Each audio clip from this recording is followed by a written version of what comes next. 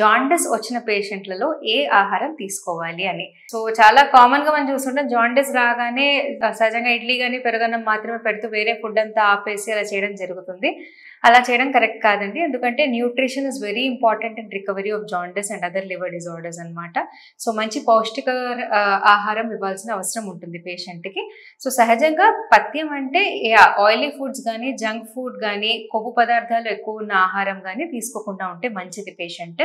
కానీ తాజా కూరగాయలు, పళ్ళు వీటన్నిటిలో ఏ విధమైన పథ్యం అవసరం లేదు. అన్ని రకాలు తినొచ్చు. ఇంట్లో వండిన పదార్థాలు విత్ మినిమల్ ఆయిల్, ఫ్యాట్ లేకుండా ఏదైనా తీసుకోవచ్చు.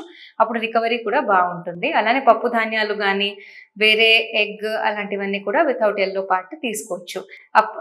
ఇంకా ఇంపార్టెంట్ విషయం ఏంటంటే వాళ్ళు ప్లెంటీ ఆఫ్ వాటర్ తాగితే మంచిది. At least 2 litres of water per day తాగుతూ ఇలాంటి బాగా న్యూట్రిషియస్ ఫుడ్ తీసుకుంటూ అండ్ ఆయిల్ అవాయిడ్ చేస్తుంటే వాళ్ళ రికవరీ బాగుంటుంది అనమాట. అలా తప్ప వేరే విధంగా ఆలోచించి సరైన న్యూట్రిషన్ ఇవ్వక వాళ్ళకి ఓన్లీ పెరుగన్నము లేదా ఒకటే అమౌంట్ ఆఫ్ ఫుడ్ ఇచ్చుకుంటూ వాళ్ళకి అలా పెడితే ఇంకా వీక్ అయిపోయి రికవరీ లేట్ అయ్యే ప్రమాదం ఉంటుంది.